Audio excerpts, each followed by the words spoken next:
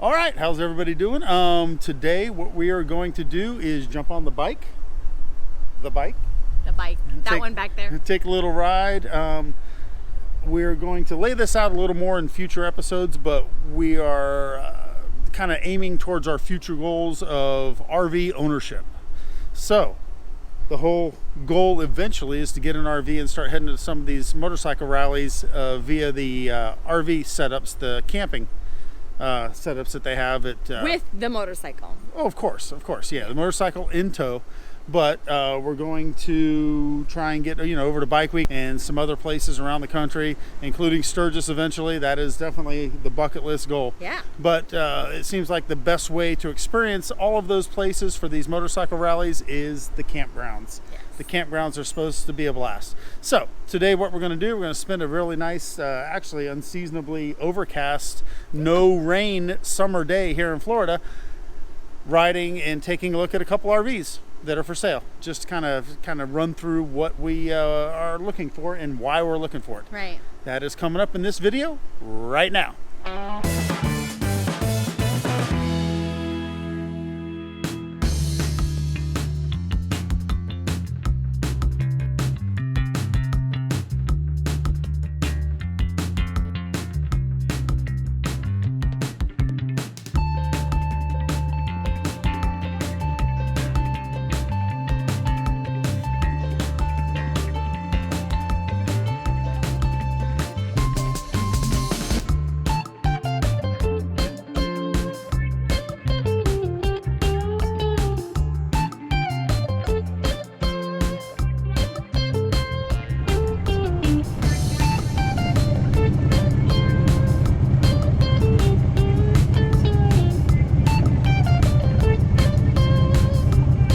So there are three main things that we needed to establish when we started this RV quest.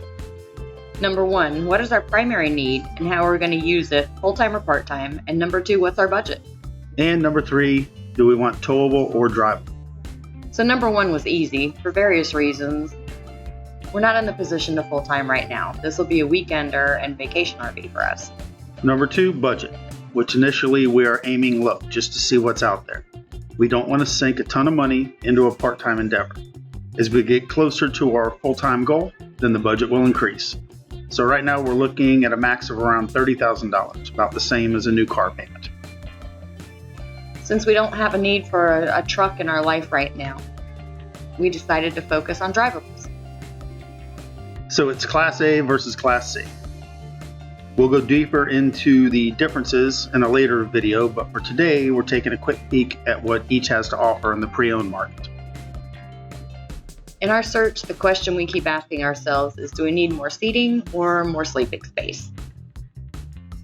Now, most Class C models offer an extra bunk above the cab, which the Class A's in our year and price range do not have.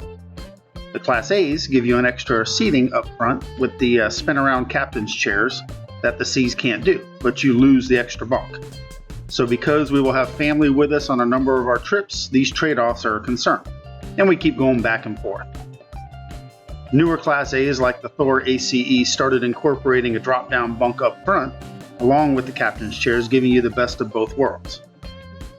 But those are out of our budget right now, so we'll skip those for the time being. Let's start with Class A.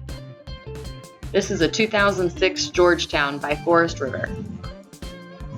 So this is about a 35-foot long coach. It does not have the integrated paint. It's got the decals on it, which were a little bit faded. But the tires were brand new. The body was straight. Only had 20,000 miles on it, so it was definitely a candidate. It had a couple different couch setups. Being a little bit longer coach, they were able to do a couch on each side. And here you can see the captain's chairs I was talking about. These will spin around so you can actually use them as seating towards the living area. But the only problem is when in these older coaches, you do not have a bunk above. Like I said, they started adding that into newer models. And it's got a really nice double sink, cute little double sink there with some counter space. Awesome. Got a little stove, microwave, all the basics that you need. The smaller refrigerator. But the fridge was the RV fridge, which can run on the gas going down the road or plug in at the campsite. Yeah. You got the couch there and the dinette, which both convert to sleeping, which was a must for us. And a good amount of closets and storage spaces. Yep, queen size walk-around bed, which is good. You don't have to crawl over your bed mate there when you're heading to the restroom in the middle of the night. That mattress we probably would replace with a much nicer one if we got it. But you also got the wardrobes there on both sides of the bunk, plus the wardrobe in the hallway. And then there's the bathroom, which is a nice size. Yep, enough hanging space there on both sides for additional clothes. And the bathroom was in good shape. Did not see any signs of leaks or anything like that. Good size sink. My only issue was I'm not a huge fan of the toilet being kind of crammed in there like that. Prefer a little more space, but that's okay. The shower was good and clean. Well lit. Yep, and you had the huge medicine cabinet there, which some of these don't have. So it's not a bad setup at all for this coach. So then we moved on to the Class C side, where we took a look at a 2008 Tioga by Fleetwood. This was a little more expensive than the other one, but it was still worth looking at. Up front there you can see the bunk, which we kind of whizzed by there pretty quick, but it's a pull-out single bunk, along with the couch and the dinette that converts. The kitchen was pretty standard, pretty much the same as the other one.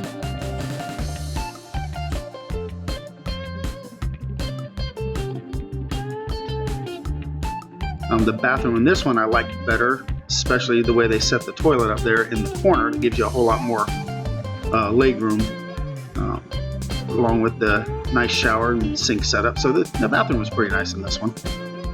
Like the bedroom too. There's a little bit more room to walk around in.